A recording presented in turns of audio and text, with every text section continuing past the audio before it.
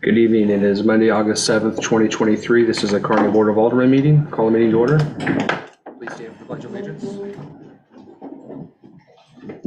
I pledge allegiance to the flag of the United States of America and to the republic for which it stands, one nation, under God, indivisible, with liberty and justice for all.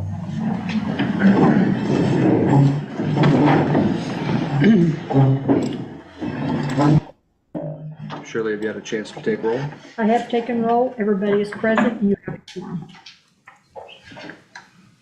We'll move on to public hearings. We have a public hearing scheduled this evening to receive public comments regarding an amendment to the Code of Ordinances to allow backyard chickens, hens as an accessory use on single-family residential lots.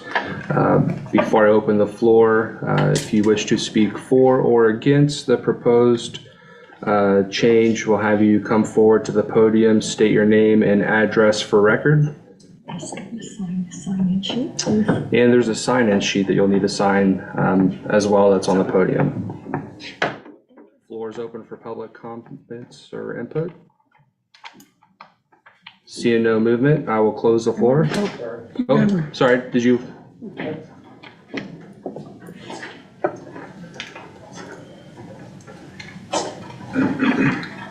Sign it too.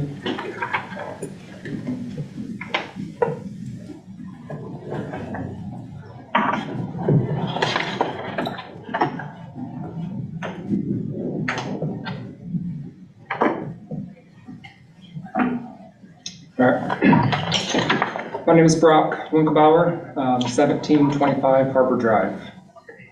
So, I understand that the idea of the backyard chickens as pets is a new thing, but it shouldn't necessarily be stomped down just because it's a new thing.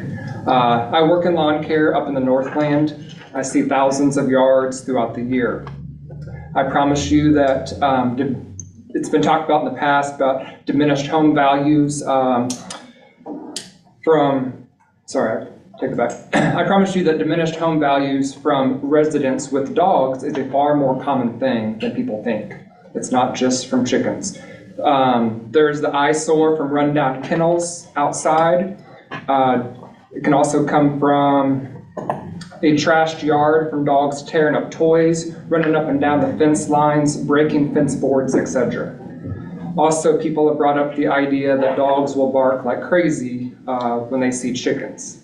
Again, in my experience, dogs that are outside bark at anything. They bark at people, they bark at birds, they bark at other dogs, cats, trash, whatever it may be. So it's not like dogs don't bark now, and then all of a sudden, if we allow chickens, they're going to start barking. It's just another thing that they will bark at, but will likely lose interest in over time. We also don't restrict people who have dogs that bark excessively. We just deal with it as neighbors, and in some cases probably think to ourselves, I can't wait till those neighbors move. But that's besides the point. From a couple of the what I would consider peer cities that I reached out to, the number of residents in those cities with chickens, with backyard chickens, was 0.12% of the residents in one city and 0.42% in the other.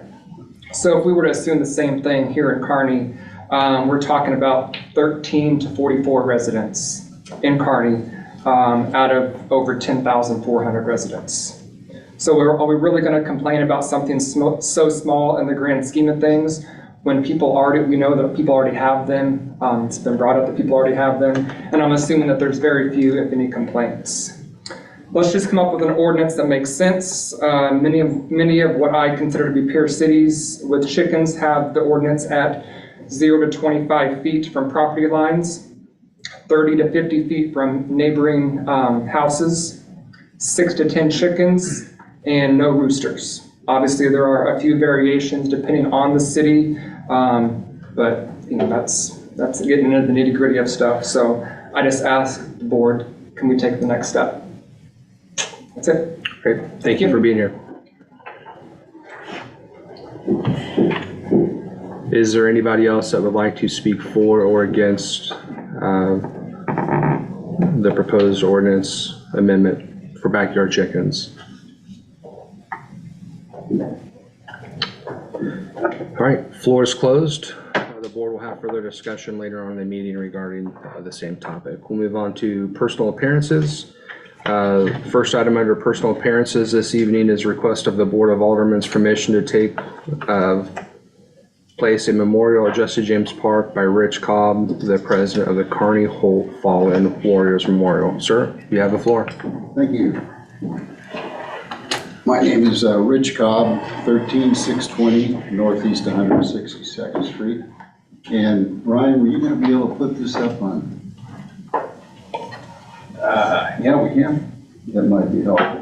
We have our design for the memorial, so we're going to show it to you. I can pass this around if we don't get it up on the screen. In the meantime, there's other board members here that I was going to introduce.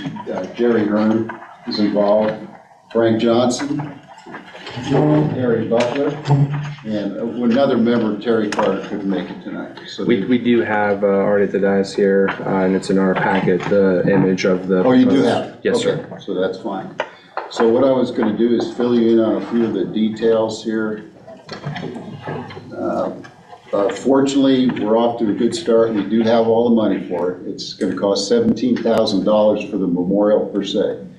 And we have, we got a check for about $8,000 today from a donor. We have 3 other anonymous donors in Kearney that we're going to donate after we raised our share of it. So we have more than enough for the memorial and a flagpole. And that the flagpole would include the U.S. flag and a POW MIA flag, because one of the men on our memorial actually was a POW MIA from the Korean War, and his remains were never recovered. So we want to make sure he's recognized.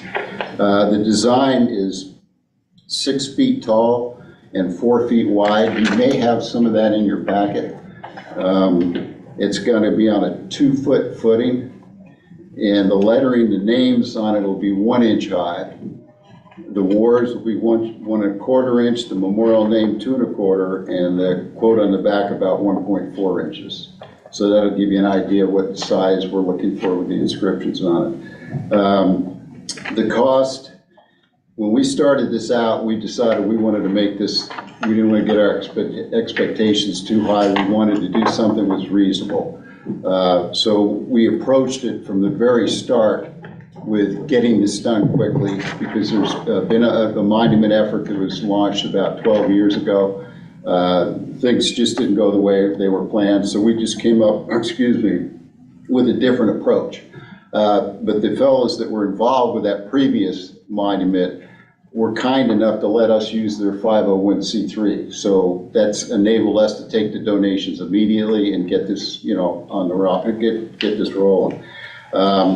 Right now, we're exclusively interested in getting that memorial granted up. That's going to be, because once we have that up in the park, we know if we do need extra money, any funds, it's going to be a lot easier to raise those funds once that memorial stone is in place. As I mentioned, we'll get a flagpole up pretty quick, and then eventually we're probably going to want a bench, so people could sit on a bench. And we'd like to get some storyboards up there at some point too, so we can provide context for the names on the memorial itself. The names, I've been researching that for about a year now. I'm 99% sure I've got them all, but I can't be 100% sure because of 3 reasons. First of all, during the Cold War from 1945 to 1991, we had plane crashes and ship collisions throughout the entire world, and there's just no master database that you can go to get those kind of names. So that's where families are going to come in. Longtime residents of Holt and Kearney. Once we get the names out, the 14 names out that we have right now, we're hoping that families will come forth and they're going to say, you missed one of our relatives, because the last thing we want to do is miss anybody. And we're not talking strictly about somebody that was killed in a war. Anybody that was on active duty, that lost their life on active duty in an accident, we want them on there too. We don't want to exclude anybody. The other 2 areas that we're having a little problem with, we could run into a problem, is when you join the military, you put down your home of record. So let's say when you were 19 years old, your parents moved over to Richmond in Ray County, but the first 18 years of your life, you were born and raised in Kearney. we definitely want somebody like that on memorial, but we can't know it because the military is going to say that person was from Richmond and Ray County. So here again, that's where the family members are going to come in, and they're going to have to help us and say, you know, you missed this family, and we want to make sure we get everybody involved in that sense. The other case is if somebody was wounded in a war, or they were physically injured in the war and they died 10 years later, and that death was directly attributable to their wound in the war or to that accident, that physical injury, we want that person on there. So we've got these three kind of gray areas that it's very difficult to track people down in, and the only way we're going to do it is to keep getting the word out. So that's what our main thing is right now, since we have the money and we've got the memorial design in place, we want to get that all firmed up. The other thing is we'd like to hear from the families of the 14 that we've already got listed. So when it comes time to dedicate the memorial, we're going to put together a dedication program, and we want to do biographies of each of the 14. Jerry Spencer and I talked about this. We'd like to put a memorial book over in the Kearney Historic Museum next to the display cabinet that shows all the veterans that are there already. And then we could refer people over there, and they could go over there for a visit, and they could read more about the 14 individuals we're talking about. So right now, we'd like to get a little publicity. I've talked to Amanda at the Courier Tribune. She said she would be more than willing to publish a story and get the names out. I think she's really waiting for me to give her the go-ahead that it's been approved. You know, we need the official approval before she wants to put something in print. So we're hoping that when that time comes around, she's going to be able to pick up some family members for both purposes and help us out. And just a few points that I'd like to stress, excuse me. This is all about remembering individuals. This is not a general monument for veterans. And that's one thing we've tried to stress from the very beginning. It's these 14 individual men that we're after. That's who we want to remember. And I think Kearney really deserves a place of remembrance for that, because if you want to have Veterans Day ceremonies, if you want a Memorial Day commemorations, we don't really have a place like that.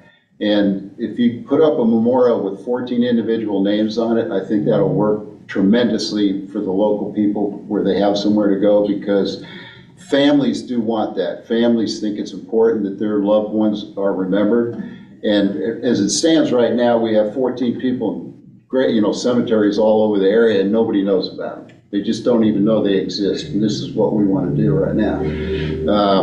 One of the other things that we hope to achieve with this is that kids can go out there in school days. They could have little field trips, maybe on Veterans Day and Memorial Day. Teachers could take them out there, and they could learn about these 14 individuals.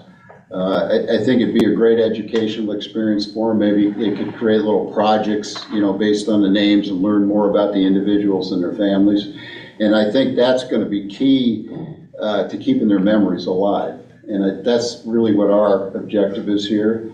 And it's all about the names. When we've talked to people about this, as soon as we tell them and we show them this design, that we're memorializing 14 individuals that sacrificed their lives from Holt and Kearney and a couple from Paradise, their eyes light up. They can relate to that immediately. So from the very start, that's been our objective, and that's what we hope to do. We'd like to get this in place and then formally dedicate it on Memorial Day next year.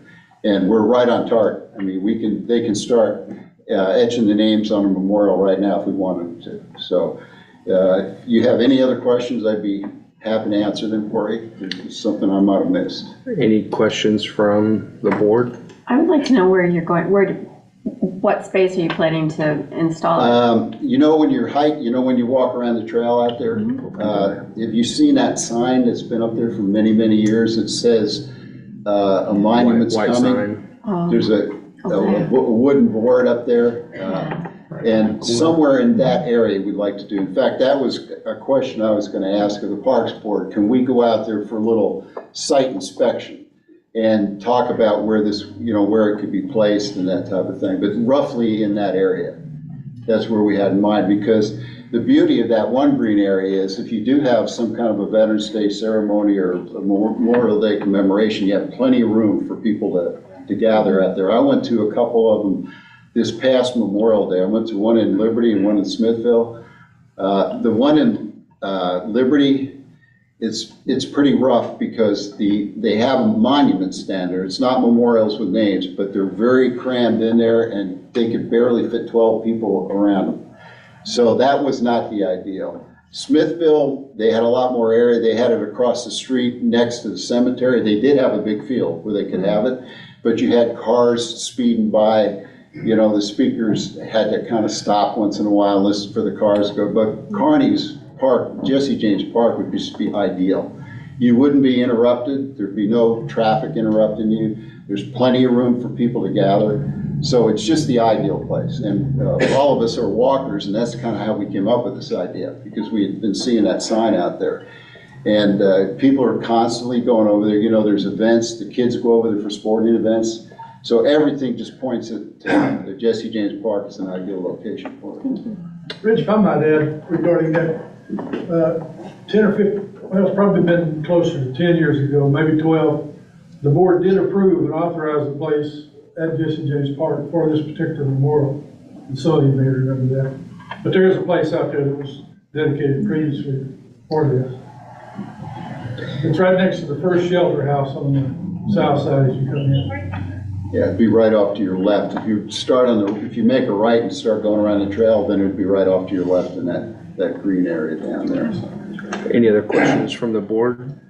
So I'm assuming that he talked about there may be more that aren't on this memorial. I'm assuming that you guys have allowed Yes. for more to be added. Right, yeah, we're working with Trip Johnson Granite down in North Kansas City. And when he designed it, you can see there's spaces under each category. And we could fit names under there. And then also, if we had to, it's not the ideal, but if we had to, we could go on the back of it and add names on there.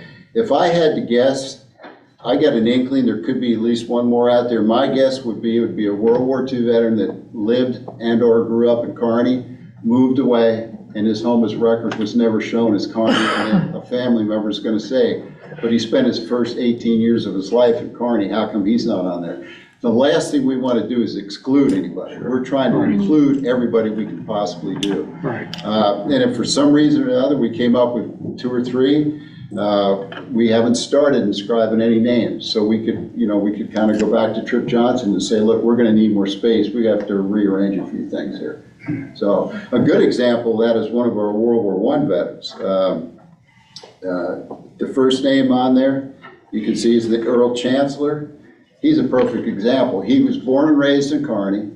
He went to school out at Mount Gilead, out where I live. But right before the war, for some reason or another, he went down to Oklahoma. And he was working for a farmer down in Oklahoma when he was drafted. If you go into any Missouri state records, you are not going to find his name as serving in the military from the state of Missouri. And the only reason we were able to find that out, fortunately, in 1919, the draft board in Clay County made a list of everybody that was killed in World War I by town. And that's how we were able to find him. So there's just those little unknowns out there that we just have to resolve before we start actually etching those names on it. So hopefully if we can do it, if we can get the word out, and we'd like to display this in a few different places. I would think in a few months we're going to hear one way or the other. We can always, you never know if we have the name spelled correctly. So we want family members to come forth and say, oh, you made a mistake. You left a letter out of that name or something like that. And we can, and we've got, the good thing is you have the pictures over there, 6 of them. So that's a good start. We can get the other pictures easier, I think. And it took you a while, didn't it, to get those? So you understand what we're up against here as far as, get public participation. It's a lot of legwork. I bet it was. If there's no other questions from the board, I will ask the board if we can entertain a motion to approve Mr. Rich Kolb, president of the Kearney Fallen Warriors Memorial, to continue to work with our park staff to place a memorial at Jesse James Park. So make a motion, I'll second. All in favor? Aye. Opposed? Appreciate you, sir, and your committee. It's been a long time coming, but thanks for getting it this far, and look forward to next Memorial Day weekend. Good. Well, thanks very much for your time. We appreciate your support. Yes, sir. Thanks. Next item under personal appearances is a request of the Board of Aldermen for permission from the Jesse James Festival, Inc., a tax-exempt organization, to sell and allow alcohol in Jesse James Park from September 8th through September 17th, 2023 during the 52nd Annual Jesse James Festival, subject to receiving the proper license from the State Division of Liquor Control. Mr. Dan Colt is here, the committee's president. Mr. Colt, you have the floor. Hello, everybody. Again. Yes, every year we apply for this license. It's called a picnic license. It's a temporary license. Without some of the documents that are required, one of them is a permission letter from the property owner of the property that we're having such alcohol sold on. It's never been an issue in the past. I've always come in, we've got this permission letter, but I was told this time that I needed approval from you all, and that's why I'm here. Okay. Any questions from the board on their request? We can entertain a motion to approve Mr. Colt's request to issue the letter. I make the motion. So we got a first and a second. Sure. All in favor? Aye. Opposed? I do have a question. Why is it different this year? Yeah, usually Larry and he get their letters. Did you get your letter, Larry? Larry's quiet. So, actually, like, nobody has the authority to approve that a letter get issued except for the Board of Aldermen. Actually, when working through, I did give Larry his, and then we were working through some issues with Oktoberfest, and Larry said, you already gave me the letter. And I was like, wait, how did I already give him a letter? And I had just copied what Jim had done in the past, and I told the mayor I did not have authority to give that letter without your guys' approval. So we're gonna be doing it the right way. I just don't have the authority. Now, you guys could always give me the authority, but I don't have the authority. Well, I just wonder why it's different. I mean, in the past, he's never had to do that, that's all. Yeah, just because I don't have the authority lies with the board. Yeah, So you're saying Jim didn't have the authority, he just did? Well, I'm just saying that there's, I don't have the authority. confident staff will get you that letter super fast. Mr. Colt, how's planning going for the 52nd? Going well. Good. It's going well. We have some entertainment lined up as usual. A couple of new things. We're gonna have a car show, motorcycle show. Nice. The kites will be back. Oh, cool. People enjoy the kites. Yeah, that's so cool. Hope for wind. We have listened to the community over the past few years. We're not gonna charge parking. Everything's gonna be all inclusive pretty much except the rodeo and the derby. We're gonna have a new petting zoo that we've never had before. The kids have always enjoyed the petting zoo, and we usually bring one back, and I think we've got a bigger and a better one now. Great. Cool. Yes, we're excited. Good. Good deal. Well, thanks for being here. Thank you. Have a good evening, sir. Thank you. Next item under personal appearances is a request of the Board of Aldermen's permission for the Kearney Richmond Council, a tax-exempt organization, to sell and allow alcohol on West Washington Street between South Clark Street and Jefferson Street on October 7, 2023 during the Oktoberfest, subject to receiving the proper license from the State Division of Liquor Control. Ms. Nikki Snyder is here on behalf of the Kearney Area Development Council, their development director. You have the floor. We are here just for the same reason, just to get the permission for the take the liquor license for Oktoberfest. And part of that is also to allow, she's on the agenda twice, but to allow alcohol to be sold and allowed to be consumed in Lions Park as well. So do we have any questions from the Kearney Richmond Council or Ms. Snyder on the request? So we having 2 beer gardens?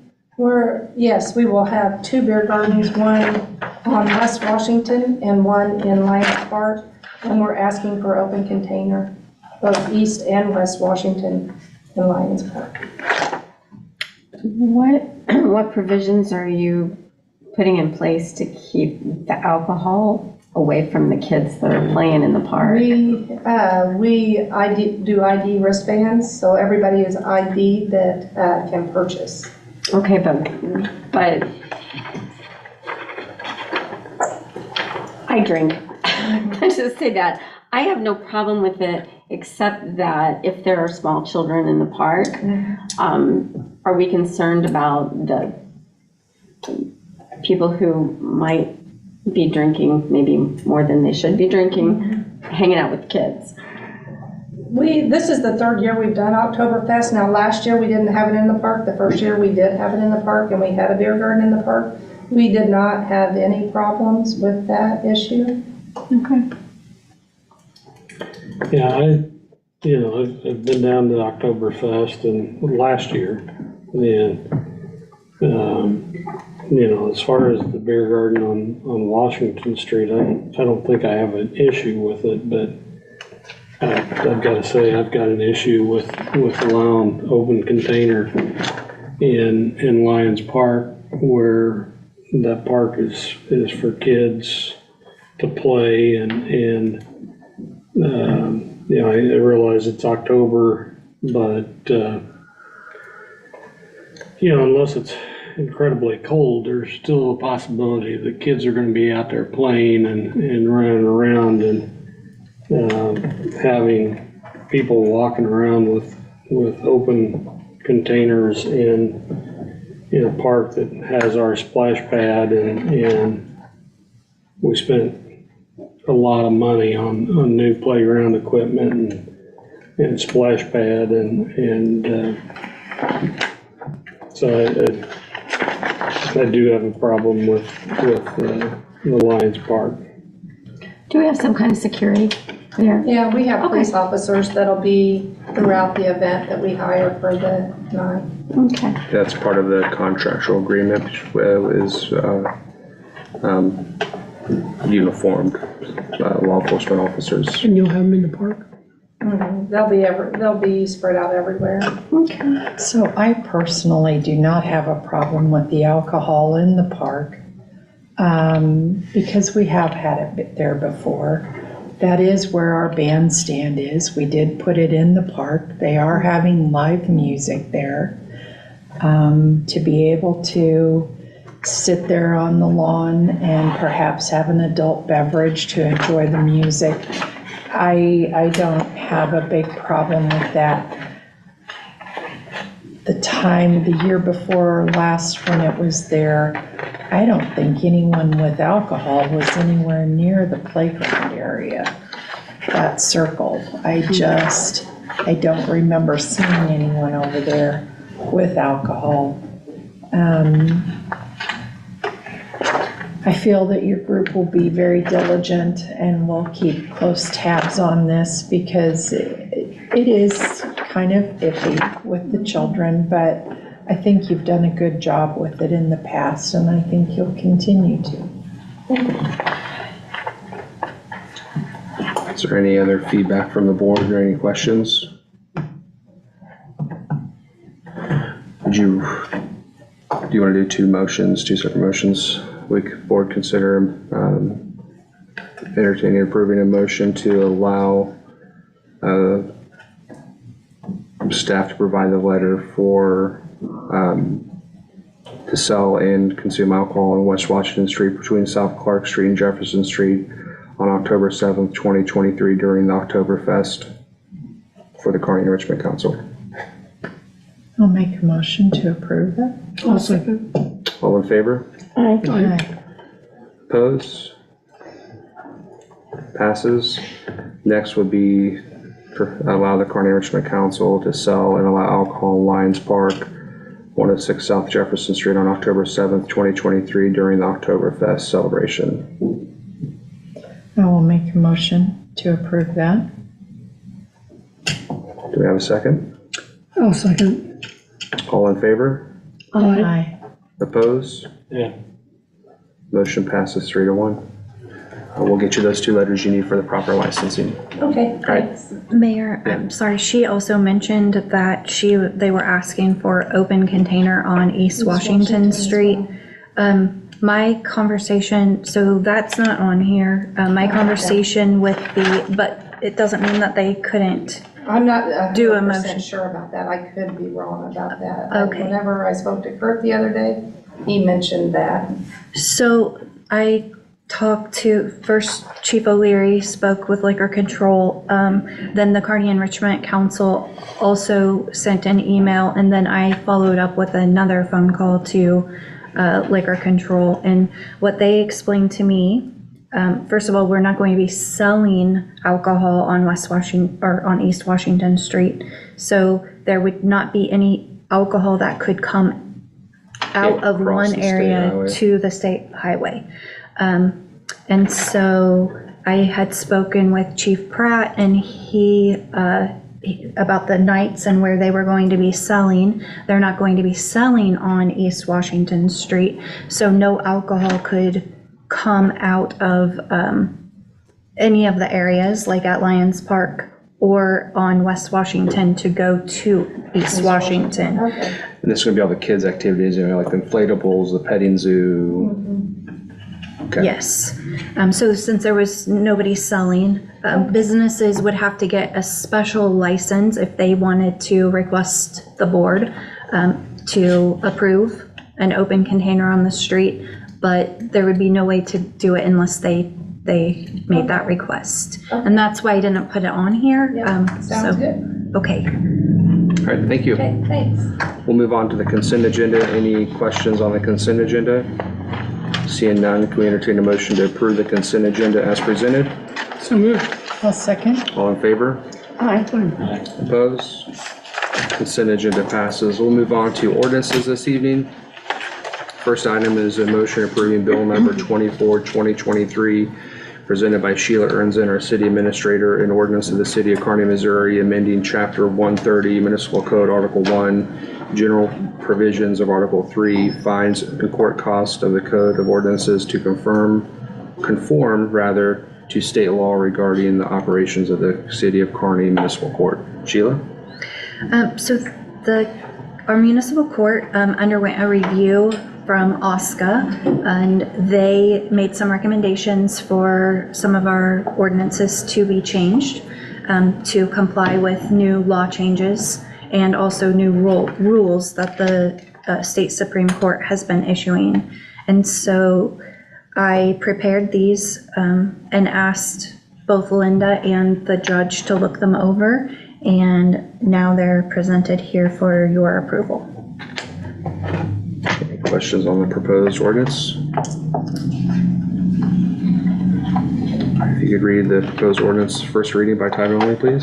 An ordinance of the City of Kearney, Missouri, amending Chapter 130 Municipal Court, Article 1, General Provisions, and Article 3, Fines and Court Costs of the Code of Ordinances to conform to state law regarding the operations of the City of Kearney Municipal Court. So moved. I'll second. All in favor? Aye. Opposed? Second reading by title only, please.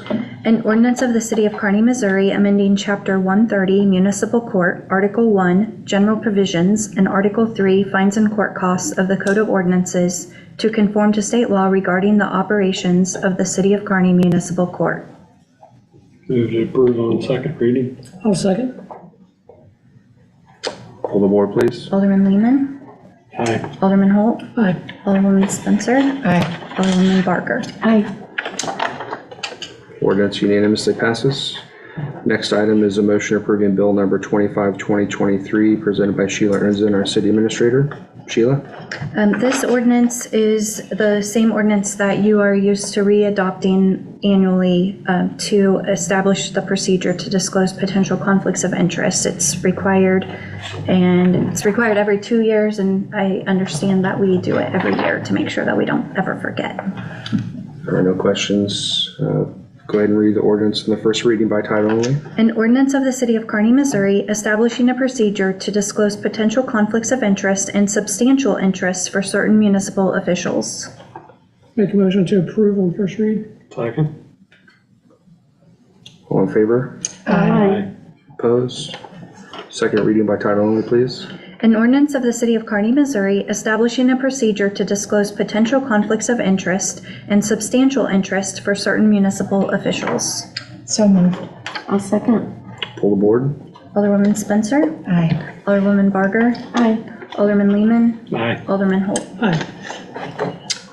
Ordinance unanimously passes. We'll move on to resolutions. The first item is a motion approving Resolution 36, 2023, presented by our Finance Director, Kathy Harper. Kathy? Hi. Since I started a couple of months ago, one of the priorities of the city administrator and department heads and city staff is to have a purchasing card or P card program here at Kearney. And it's a process that's been going on long before I began. But after several months, we're excited to have chosen a bank that we believe will bring a great program that'll fit really well with our city. And we're asking for your approval to move forward with that. So one of the things that I wanted to let you know is that a purchasing card program is something that is recommended by the Government Finance Officers Association for governmental entities because it's efficient and effective. It saves a lot of time and cost, and it provides great accountability and controls. It's different than a credit card program because we're not buying anything on credit, but it's similar because we are using Visa, right? So we get the safety and security, the fraud protection of Visa. And it'll allow department heads and those authorized employees to be able to make a purchase, still under the policy, the purchasing requirements and policies, and within the budget, but they'll be able to go in and pay for that versus what we're using now, which is either a house account. So for example, at Orscheln's or somewhere, we'd have a house account where they'd go and pay for something on a credit, on a charge.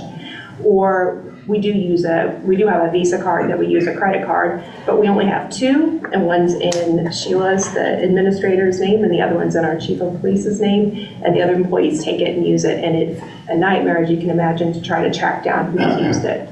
So we're excited about this particular program. It has a 1% rebate, so everything we use, 1% will go back to the general fund, which is a great revenue source. And it's going to integrate seamlessly into our accounting program. So when somebody goes to purchase something, they'll be able to use their phone to capture the receipt. It'll be coded to the appropriate budget line. It'll be approved by their supervisor, and it'll integrate seamlessly into our program. So we have a lot of high expectations for it, but we're excited about it. Sounds long overdue. Any questions from the board? Thank you for that. If we could entertain a motion to approve a resolution authorizing the finance director to execute documents required for the city of Kearney, Missouri to participate in the purchasing card program through Arvest Bank. So moved. I'll second. All in favor? Aye. Aye. Opposed? Resolution passes. Thank you. Next item is motion approving resolution 37, 2023, presented by Sheila Ernzen, our city administrator. Sheila? This year, I created a public service agreement to basically lay out what the city's contribution is going to be and the expectations of city staff to participate in the Oktoberfest, I think, and also to lay out the expectations that of the Enrichment Council and them hosting the Oktoberfest. Included in this agreement is your approval to close the streets and allow them to use the park for the Oktoberfest event on October 7th. Maybe slightly off subject, but certainly not topic. Will the Jesse James Festival Committee and other non-for-profit organizations that use city facilities, will they be required to enter into similar agreements? Will we start using these for more? So Jesse James Festival already has an agreement a contractual agreement with the city. So it's an evergreen one, unless the board or the Jesse James Festival wanted to give 6 months' notice and change it. We don't have such an agreement with the Kearney Enrichment Council, and this would only come into play when the city and another entity are working together to co-host an event. So there are quite a few city assistance items that the city is going to be contributing to the Oktoberfest. I think that it's always a good idea to lay out what city resources and what taxpayers are going to be funding. And this sets that out so that the board knows what the contribution is and the public also understands what the contribution is. And so anytime we would be doing something like that, yes, we would need a public service agreement. There are other instances where we haven't finalized an event permit yet, but there are other instances where maybe somebody is just asking to close a street or to use a public space that isn't necessarily allowed for an event that wouldn't require such a formal agreement, if that makes sense. And you also do it already for example, when the bull ride happens, you guys are approving a formal agreement with the entity to allow them to use the park. Any other questions from the board? So if we could entertain a motion approving the city administrator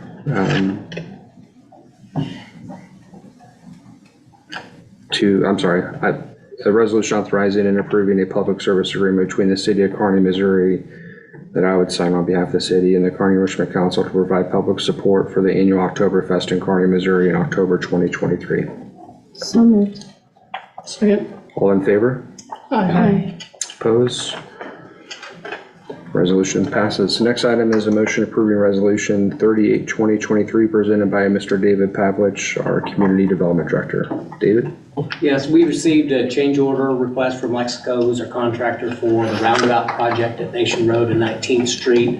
There's a washout about a mile south of the project that's not been addressed by the county, and the request is to add some aggregate grading so that they can keep the Phase 2 project open for emergency services and for people that live south of the roundabout area to keep it open.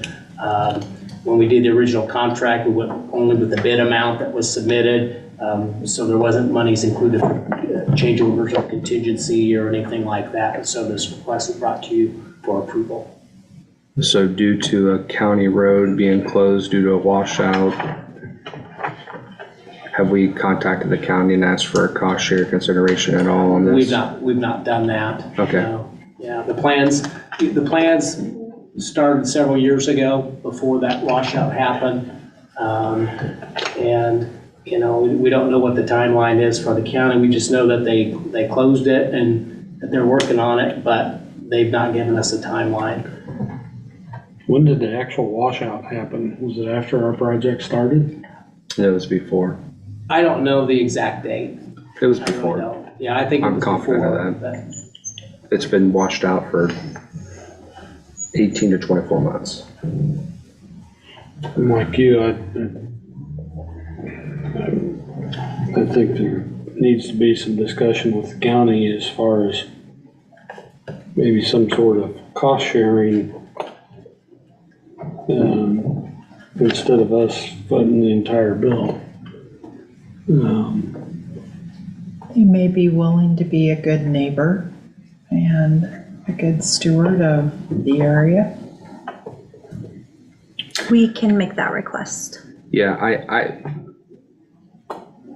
think we I would still ask the need board to, move yeah, I would forward ask the with board to this approve today, this so yes. our project continues to push forward, but I would also, whether it would be our city administrator or myself, I would be happy to contact the county and with that request.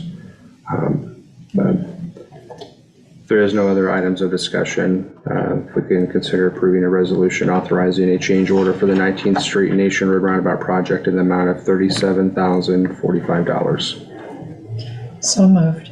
I'll second. All in favor? Aye. Opposed? Resolution unanimously passes. We'll move on to items for review and further presentation. The first item is we're going to go back to discussion for the backyard chickens for the proposed ordinance. David Pavlich, our Community Development Director, is going to lead that conversation. David? Yeah, so staff, the board had directed staff to prepare some language that would allow backyard chickens. We forwarded that to the Planning and Zoning Commission because the ordinance would affect the zoning code.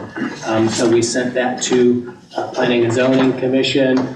Some of the language included items that the board had requested, including lot size requirements, setback requirements, some of those items. Staff prepared an ordinance and went to the Planning and Zoning Commission, and after discussion, the Planning and Zoning Commission recommended that ordinance not be approved by the board. There might have been some board members that might be open to that or to a different some different code language. Some concerns were screening of coops and runs with privacy fencing. There were concerns about property values and decrease if the neighbor had chickens and how that would affect their property in their neighborhoods. So we did not include that ordinance in your packet today. We're looking for more direction from the board. Do we follow the Planning and Zoning's recommendation, or if the board really desires to have an ordinance, we do some further investigation, prepare some additional language, and the Planning and Zoning Commission would want to re-review that. So as we know, Planning and Zoning denied and did not recommend approval of the ordinance to this board. It's our decision as a board. So as a board, we could request it to go back to Planning and Zoning for additional comments, additions, subtractions to the ordinance, or if we would consider approving that ordinance, then it would require majority approval of the board to approve. So didn't know what the board's thoughts was on the topic, what our desires are here. If I could speak just a second. Sure. About that planning and zoning meeting. I was there. There were 6 of the 7 members sat in that meeting. 2 are adamantly opposed to have chickens within the city limits of Kearney. The others were not in favor of the ordinance as it was written. I think there were a number of things that they had concerns about. It probably at both ends of the spectrum. With some people felt it was a little bit too restrictive, and therefore it's like you can have chickens, but you can't really have chickens in Kearney. There were some that wanted it to be a lot more open, more chickens, more. So I think that the people who voted against it weren't necessarily voting against chickens. They were voting against the way that it was presented to us. But as I said, there are two members that it won't matter. They're adamantly opposed to chickens. So I just wanted to make sure that they were well represented with their thoughts.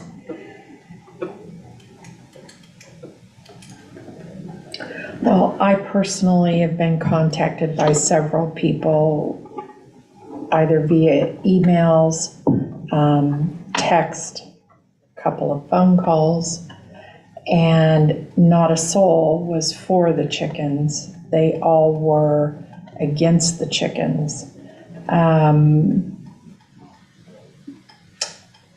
I have looked and done a lot of reading about a variety of places and how they do it. Liberty's permit to keep their backyard chickens. I think that it is too close. The feet from any property line and the feet from any neighboring residence needs to be more. I understand the screening aspect that besides the two adamant ones that the others were asking for, because if you're on your deck and you're looking down on your neighbor's yard, you're still gonna see the chickens. So, I don't know how we would reword it to make it something that everyone would actually agree with. I'm not sure that this is something that we can come to a consensus on. I know none of my neighbors want chickens next door. I don't know if your HOA would allow them. Most HOAs My in the community HOA will not allow them. So, but they still were quite vocal. Sure. So that's what I need from the board. I need a consensus. If this is a discussion that the board wants to continue to have and continue to have staff work on, maybe another shot at an ordinance for planning and zoning to consider, or if the consensus of the board is to take planning and zoning's recommendation at this time. Well, I think we can make some changes, because, I mean, the people up in Paddock Drive, crying out loud, they should be able to have chickens. They got plenty of room. There's some places down in Clear Creek that's got pretty big yards. They should be able to have chickens. In town, little, cookie cutter, no, it's not going to work well. I did talk to I've had a few people talk to me too, and the only ones that talked to me were against the chickens. But the good thing was I have a realtor, not my wife, but a realtor, who told me that her concern with them was that it didn't really hurt the value, but it hurt the sellability. That when somebody comes to go look at the house, to buy the house, all of a sudden they see chickens in the back, they'll be, oh, I don't want this. And then all of a sudden they lose some clients that way. They're concerned of that. But I do think that there's places in town where I think that, I mentioned that before, I think that there's some places in town that could. And I think we should probably look at rewriting that some way to fit those properties. That's my pick. So, like the other aldermen have talked about, I've gotten some feedback from constituents about chickens. And unfortunately, not one of them was for chickens.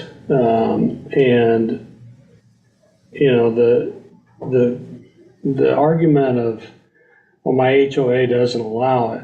Well, that's all fine and dandy, but who enforces it? And a lot of our subdivisions in town have HOAs, but there's no enforcement.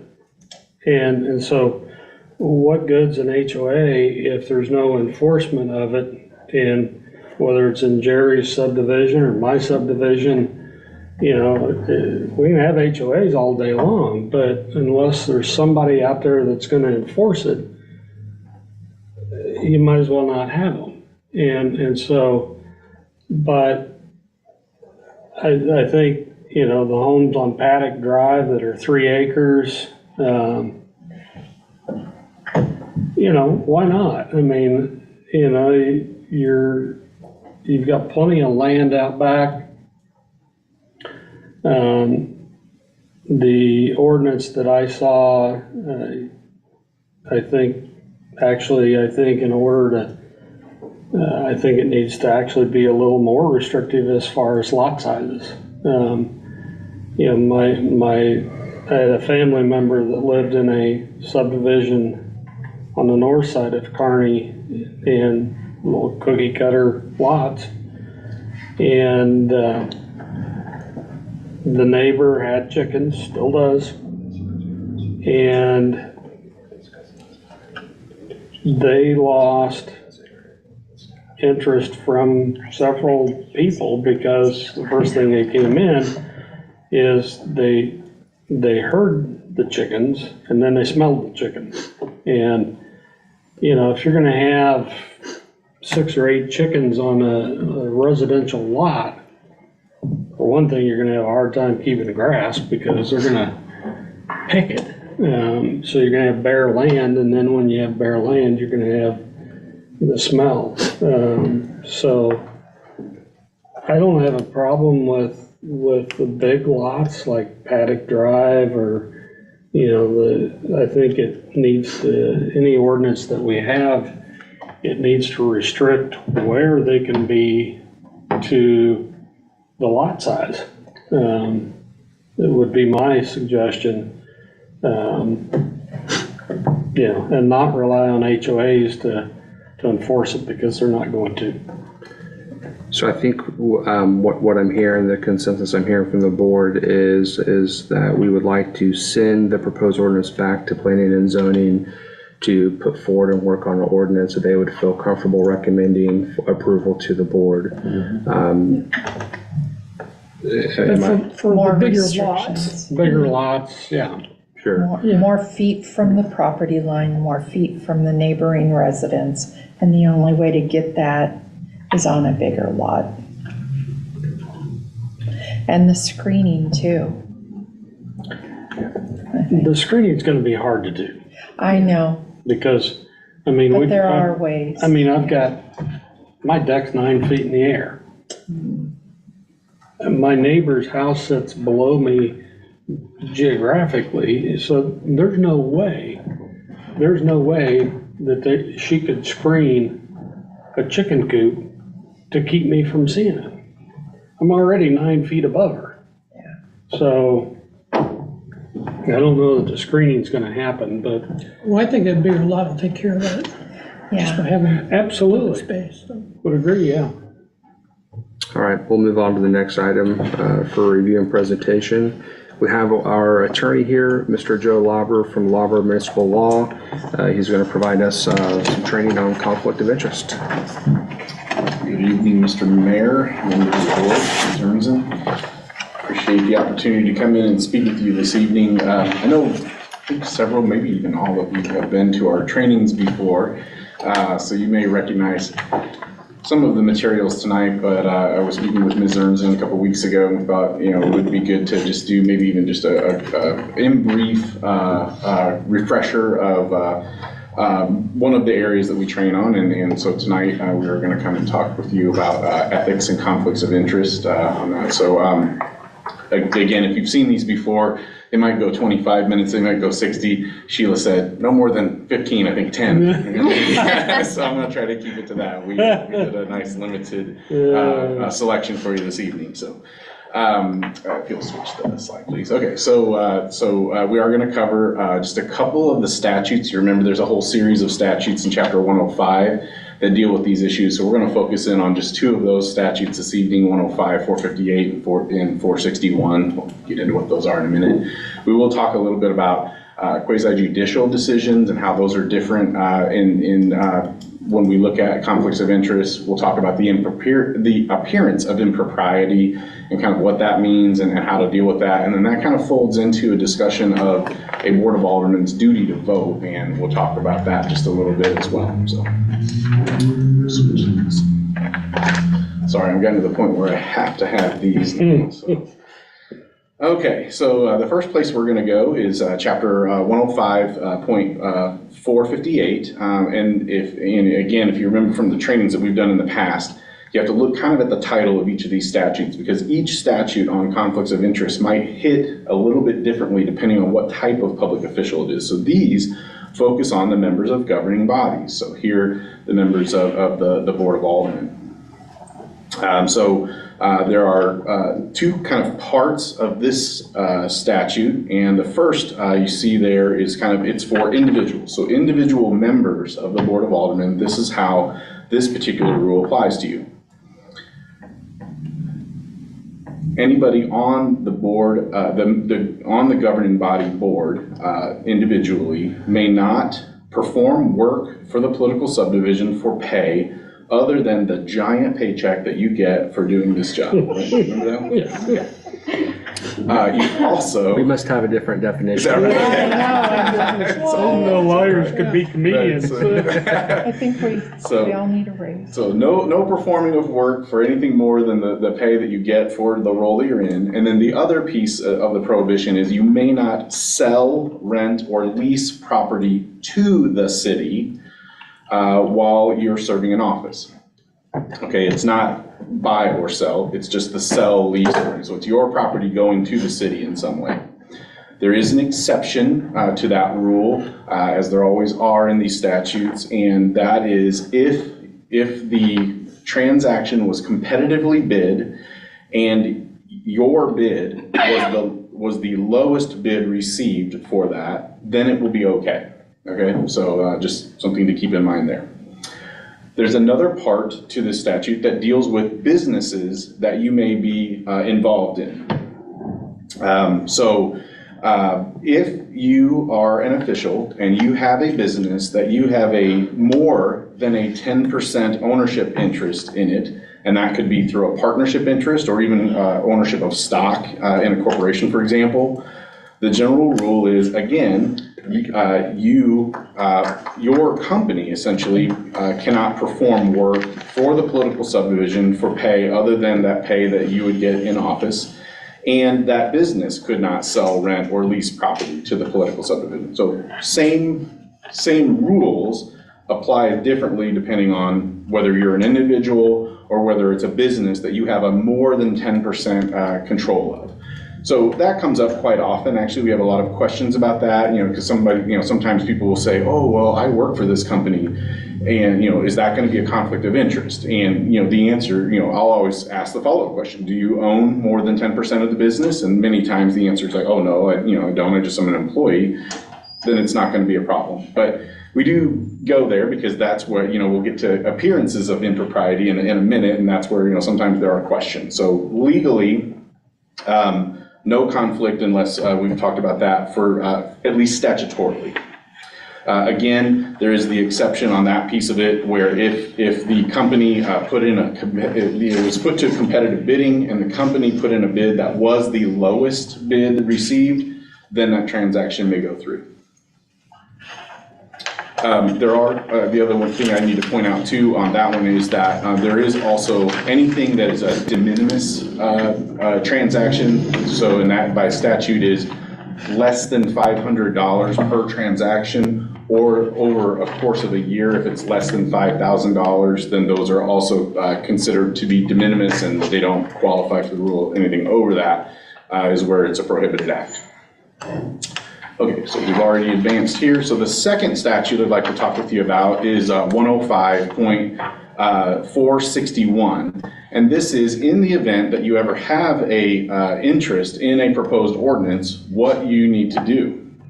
So again, this is a statutory requirement with respect to these types of interests. So this rule actually applies to more than just ordinances, for example.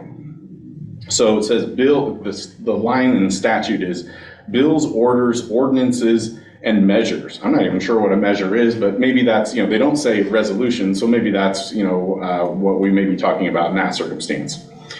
So again, if you're a member of a governing body, if you have a substantial personal or private interest in a matter that is coming before you, well, what does that mean? There is a definition section of the statute. It's actually early on in chapter 105. It's one of the very first sections. And so substantial interest is defined as ownership by the individual's spouse, or the individual's dependent children. So it goes just beyond the members to potential family members, whether singularly or collectively, directly or indirectly, of 10% or more of any business entity. Well, that's interesting, because remember what I said back on the other slide, more than 10%? This substantial interest does capture that 10%, right? So the other one was 10.1. This one is at 10. You can have a substantial interest, so keep that in mind. Or if your value is the interest that you have is a value of more, is $10,000 or more, then that could be a substantial interest. Another way that substantial interest is defined for this particular statute is if you could receive, you, your spouse, or your dependent children, singularly or collectively, could receive a salary, gratuity, or other compensation or remuneration of $5,000 or more per year, that would be a substantial interest. So these, so keep in mind, 10% is an important number when you're worried about conflict of interest, 500 per transaction, and 5,000 are places that we start to get into substantial interest. So those are always the important numbers to think about there. And again, so that definition is at 105.450 subsection 11. If you're having insomnia and want to go read that, that's where you find it. All right, next slide, please. All right, so I promised it before, so here we go. We're going to talk about appearance of impropriety. And so sometimes we talk about the fact that there is an appearance of impropriety. What I'll say is this is essentially, it's the rumor mill, folks at the coffee shop or, wherever that are talking about whether, you have an interest, or not in a particular matter. But typically, what I always say is you'll fail in the court of public perception before you fail in the court of law when it comes to these appearance of impropriety issues. But legally, you probably do not have a conflict. It's actually very difficult to establish a legal conflict of interest. These are more usually matters of politics, and not matters of law. But when you have a situation that is presenting itself and you're concerned or you're hearing concerns out there, it's always best to stop and ask, right? At that point, if you feel that you may have some sort of a conflict, please raise that concern with Sheila, with the mayor, have them contact us so we can take a look at the facts to help you decide whether or not you have a true conflict of interest or not. Be upfront about perceived conflicts. Many times, if there's a perceived conflict out there and you either think that it's coming or that it's coming, it's best to address it head on. I have a client right now that's in a very controversial matter that they're trying to approve, and it turns out that one of their members is an attorney who happens to be the registered agent of a business that is involved in their decision. Registered agents are really just a place that process can be served. They usually, I'm a registered agent of like 5 different entities. I've never been served. I don't do anything with those entities. I'm not their regular lawyer, but, it still shows up at the Secretary of State. So there's no issue there, but, that Board of Aldermen member very, smartly, I think, said, hey, I'm just going to get out in front of this. I am the registered agent of this. This is what that means. And so they set that out. And so I always recommend that. If you shy away from addressing those perceived conflicts, that allows other people to fill in your blanks. If you don't have a duty to vote, and I will say that's probably rare for aldermen, but if you don't have a duty to vote, because we're going to cover that next, then you should consider abstaining. But if you abstain all the way. Remove yourself from the dais, don't involve in the conversation, don't sit there and give, body language or, facial expressions that would lead, right, exactly, that would say, how you feel about something, be out of it. Okay. The other thing I will point out is addressing potential impropriety and where true conflict of interest is. A really great way to be out in front of that, just on a big picture standpoint for any board, is if you don't have one already, I would recommend consider adopting a code of ethics. Many cities actually have these that kind of lay out, the rules that would say, hey, here is where, it essentially helps you draw that line to say, when you cross it and when you don't. It's something that, if you have that on your website, that members of the public, if they have questions, they could always look it up themselves. And you have that information out there. It's very uniform. It's something that you can get to know, and then, you can have higher confidence in that area too. So like I said, I don't know whether you have a code of ethics, but it's a really good idea. So I'll recommend that. Yeah, Joe, we do not have a formal code of ethics. So that's something, I don't know if you could work with our city administrator. I'd love to get something at a future meeting in front of our board that we can work on and adopt. Yeah, absolutely. There's no need to invent the wheel over again. There are plenty of great examples out there, and so In fact, if Ms. Ernzen, if you'd like to research, we can just review it and give you any comments on it if you'd like. That'll be a little more cost effective, right? So, okay. All right. I think this is my last slide. I don't know how I'm doing on time here, but this is the duty to vote. It is important to understand that when you are elected to office, you have been put in a public trust. There are people that in your ward have decided that they want you to speak for them. And it's important as aldermen and, or city council members, or what you are aldermen, that it is important that you take that duty seriously to vote. There is a duty to vote when a matter comes before you, that unless there's an ethical reason for recusal, or a legal reason for recusal, that you don't vote. So what might be a legal reason for recusal? Well, one example would be, we already covered 2 statutes today that talk about when you could legally have a conflict of interest that would require you to not vote in that circumstance. That is when, as an alderman or mayor, depending on the situation, if you get in a tie vote, where you should not vote because doing so could cause you to actually violate state law, okay? There's another one, if you all remember from the training, the ones that, that you've been to, is, who remembers nepotism, consanguinity and affinity, all that fun stuff, right? That is covered in the Constitution. If you were to commit nepotism under the state constitution, if you're out of office. It is immediate. It is self-executing. Nobody has to bring it up. If the fact exists, you're done. You can't be reappointed while your term is still in place. You're kind of out. And there's a case law that talks about that. Those are 2 examples of where, it's important to ask the question beforehand. Don't get yourself in a situation where you're, voting when you could violate state law or violate nepotism under the Constitution. And so then you have a better idea of when to fully abstain and get past that duty to vote. So there are a series of cases out there that do hold public officers have a duty to vote on matters that appear before their respective bodies.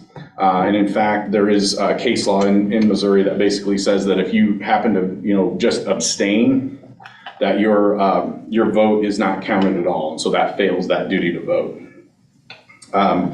Even in the statutes, what the statutes say is, no ordinance shall be passed except by bill, and no bill shall become an ordinance unless on its final passage, a majority of the members of the Board of Aldermen shall vote for it. The ayes and nays be entered on the journal. That's the state law provision on that. So that's my quick and dirty ethics. I don't know, Sheila, how did I do on time? Did you all right? I think you did great. I didn't watch either. Happy to answer any questions if needed. Yeah, great refresher. Really appreciate you being here and sharing that with us this evening. Thanks. Thank you. Do you need me to hang out for the exec session? I think so. Sure. Okay, we'll do that. Next item is the Pitbull Poll Code Survey language. Sheila Ernzen, our city administrator. So we have the Pitbull survey back before you again.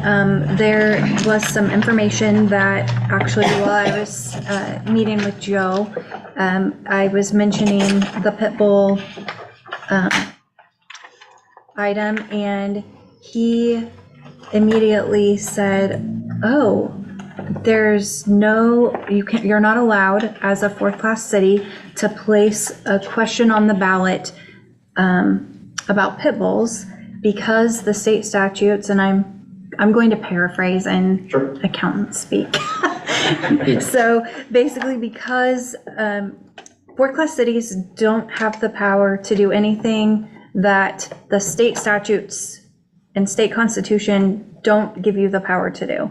And one of those things, there are certain questions that you are required to take before voters, and everything else that you guys decide, you have the duty to vote, right? Yes, please, Joe. That's why we're in office, right? So, yeah. Yeah, it a little bit goes along with some of the stuff I was just talking about with respect to duty to vote. So there, I think it was in the 1930s maybe, there was a populist movement. It was actually really a big deal here in the center of the country. And what has sprung from that is there are certain circumstances in the law where citizens can do what's either called initiative or referendum. Initiative is when the citizens bring forward a law. Referendum is when you pass a law, they can take it back. In Missouri, we have both home rule charter cities who get their power straight from the Constitution, and we have statutory cities like Kearney that take their powers from state statute. Home rule cities can put in their charters to allow for initiative or referendum, which would allow the people to make decisions about laws as opposed to having the Board of Aldermen do that. We do not have the same thing for fourth-class cities in Missouri. Chapter 79 revised statutes does not provide any authority for a Board of Aldermen to delegate their legislative authority to the people in that circumstance, okay? They do, the statutes for third-class cities does have a provision, I think it's for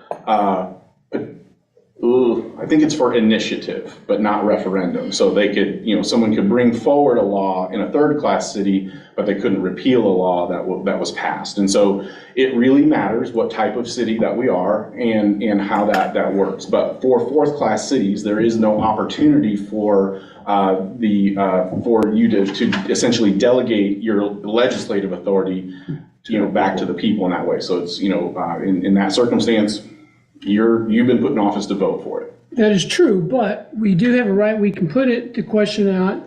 We just don't have to go by what that vote comes to if we didn't want to. Like if they voted and said it was one way, we still have the final vote. It's not a binding vote. It would be an interesting question to see, I know for a fact that this happened down in, back when all the no smoking ordinances were going around. That it was put on the ballot. And so maybe Clay County is a little bit different, but in Jackson County, for example, where I'm at, I live in Lee Summit, and they put it forth, and the Jackson County Election Board sued in that case to say, it's not a real ballot measure because nothing can be done of it. Well, Clay County must allow it because that's how the smoking ban was done here. It was voted on, and then, and it was told to the public that it was not binding, that it was a fact finding, and then we had the final vote on it.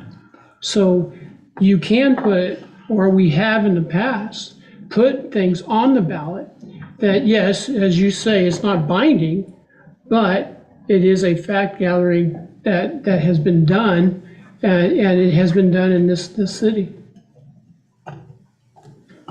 So you're saying that previously, if the Board of Aldermen has already voted on a subject and come to a decision, be it yay or nay, that holds? Do we keep doing the same subject and voting on it over and over every year, This has already been voted on, voted no, and it just keeps getting shoved back at us. So. Right. So, I mean, as far as when a legislative body makes a decision, right, you're not, as a legislative body, bound, you cannot bind future boards, right? So if you make a decision, let's say, we'll make it simple. You make a decision to make,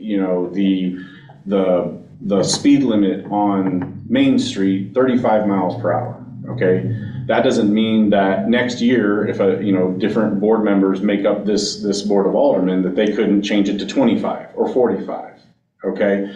And so in the same way, each year that, and I guess, you're even entitled to change your mind as a board. You can do a motion to rescind an action, previously adopted. You may get different or new information where you could, have an item come back. So I won't tell you that you're tied to legislative decisions that were made in the past.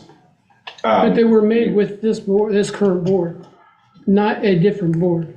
Right. I mean, but if you, bring it, if the board agrees to bring an item forward, you can look at it again. But what if the board doesn't? What if the board as a whole doesn't?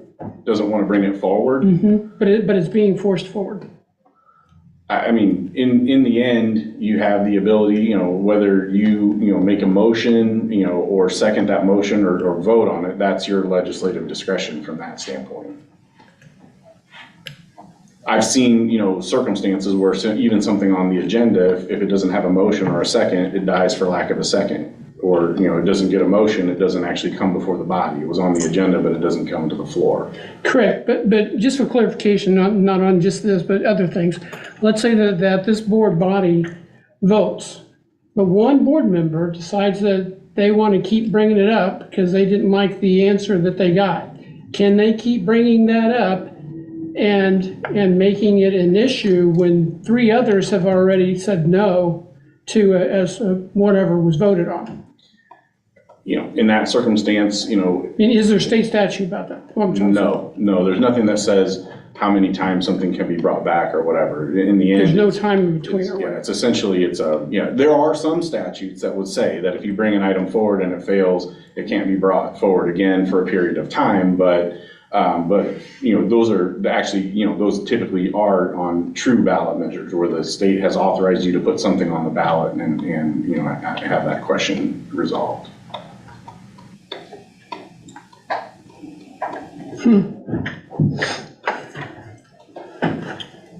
All right, thank you. So, I don't know if you want to start all over on the Polko or where you left off there? There is in your packet, the very last page, a proposed survey language if the board would like to do a survey. This does differ from the survey that I gave you at the last meeting. Alderman Spencer said if we're gonna do, to rewrite the language, and so we added item H under 4, mandatory umbrella insurance policy. Other than that, the language is exactly the same. If the board would like to, I don't know how the board would like to proceed, but here is sample language if you would like to do a pit bull Polko survey. If you did choose to do that, again, we would make it very clear to survey takers that the board anyone can answer or can take the survey, but the board is going to focus their attention on verified respondents. And verified respondents are people that enter their information in, and their information has to match the voter database with the county in order for them to be a verified respondent. Any questions, feedback on the proposed Polko survey? I would like to make a motion that we proceed with the Pitbull Polko survey language as presented in our agenda packet. I'll second it, but I would like to add that I would like to make sure that this survey stands alone, that there aren't other city surveys going on. So I don't want this at the same time as the pool or whatever. I want this one to be the only one running when we run it. But I do second the motion. How long do we give it? I think we 5 leave that- days? I 7 think we days? leave that at the discretion of the city administrator. That's I why would- we've hired her. I would at least Polko themselves recommends leaving it open for at least 2 weeks. You might, I think a good idea would be to open it when water bills go out, utility bills, so we could give notice to every resident of the city and leave it open until bills need to be paid, so their due date. That way, if you look at your bill and you see that there's a survey, but you got busy, then when you go to pay your bill right before it's due, you at least have another reminder. If you chose to do a survey, I would want to make sure that it was well publicized. We would do a press release to both the newspaper and the radio station so that they could make announcements. We would put it on the utility bill. We would use our, the city's website and social media channels. And then we also have 257 subscribers already on Polko, and we would also notify through the Polko that there was a poll available. If we are waiting until there are no other surveys, the pool survey will be closing after we send out utility bills in August. So later this month. So that we're looking at September, October. So just so that everybody is aware of the time frame. So still on the table, we have a motion that's been first by Alderman Lehman, second by Alderman Barger. All in favor? Aye. Aye. Opposed? Aye. So we have 2 in favor, 2 opposed. I will tie break it to vote aye to support the survey. And then just if you could let us know if you think it's going to be September or October. Yeah, that concludes items for review and presentation. We'll move on to mayor's communications. First item is, which I already mentioned during the training, but I had a note here is I would like to see staff work on a formal code of ethics for the city of Kearney. I think that would be just a good guidance for us to have as a board. Other item is to remember to vote tomorrow, August 8th. There are no city issues on the ballot, but nonetheless, I'm a big believer of making sure you vote and you have your voice heard. So get out, cast your vote tomorrow. Polls open at 7 a.m. That concludes mayor's communications. We'll move on to city administrator's report. The next regular board meeting will be Monday, August 21st, and Shirley is going to give you guys an update on water bills. I did get the water bills done and to the post office on Saturday, and obviously I've already receiving lots of phone calls, various reasons, but anyway, I think they're relatively accurate, but do encourage anybody that feels like there's an issue or problem to be sure and contact me, and we'll work together to solve the issue. Great. We'll move on to Alderman discussion. Alderman Spencer. Yeah, I have a couple of things that I would like to bring attention to. As the liaison for the Kearney Chamber of Commerce, I was asked to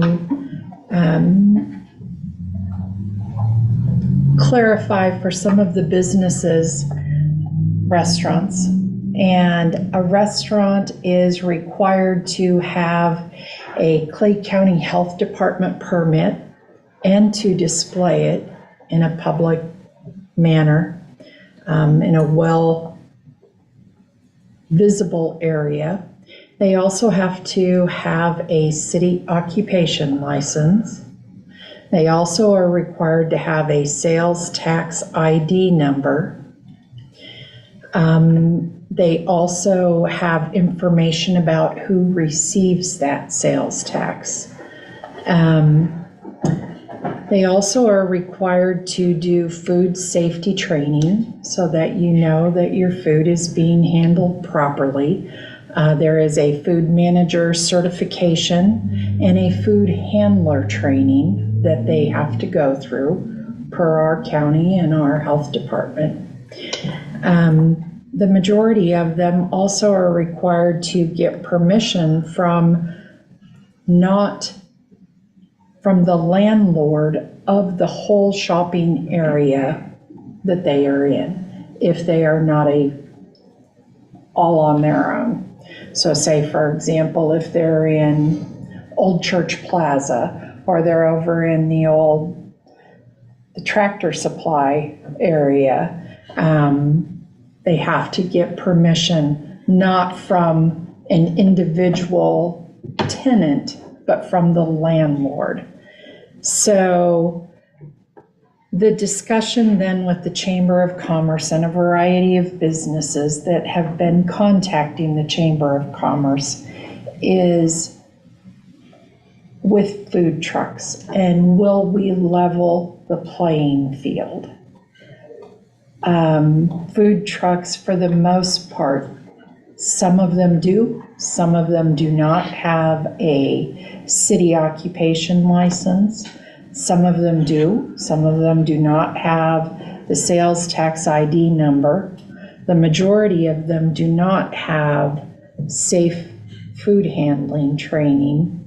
A lot of them do not have permission from the landlord. They have permission from one tenant. So, as a liaison, I am bringing it to your attention that other businesses in our city have concerns about this, and how do we level the playing field for our brick and mortar businesses? So there, my other If I thing could that I, respond to that real quick. Sure. We obviously have ordinances in place that protect the city and things. I would just share whoever's passed that concern on to you. Feel free to contact City Hall, the police department. We have staff that, I know has proactively talked to some of the food trucks and vendors in the community to make sure that they have the proper licensing and stuff in place. So we do have ordinances on the books that already protect and require those things. So if you or anybody that's contacting you has any concerns, if they would share those concerns with City Hall staff or the police department, I'm confident that our staff will handle them. I will pass that along. The other thing that I wanted to share is that August 15th is City Hall Selfie Day. That is across the United States. It isn't just here in Kearney, but this is opportunity for anyone. Maybe you have a child who has always wondered what it looks like inside our doors. Pop on in and do that selfie. That's the day. Alderman Holt? Actually, I don't have anything tonight. Okay. Alderman Lehman? I have nothing. Alderman Barber? I'm gonna follow suit. All right, that concludes Alderman discussion. We do have an executive session notice this evening, the closed session per 610.021 subsection 13, individually identifiable personal records, performance ratings, or records pertaining to employees or applicants for employment. And just a reminder, our meeting will be adjourned from there. So this does conclude our open public section of the meeting. If we can consider a motion to enter into executive session at 8:02 p.m. So moved. Second that. Pull the board, please. Alderman Holt. Aye. Alderwoman Spencer. Aye. Alderwoman Barker. Aye. Alderman Lehman. Aye. Votes unanimous. We'll enter into executive session. Thank you. I'll just meet with her and You just down here. I'll Either one.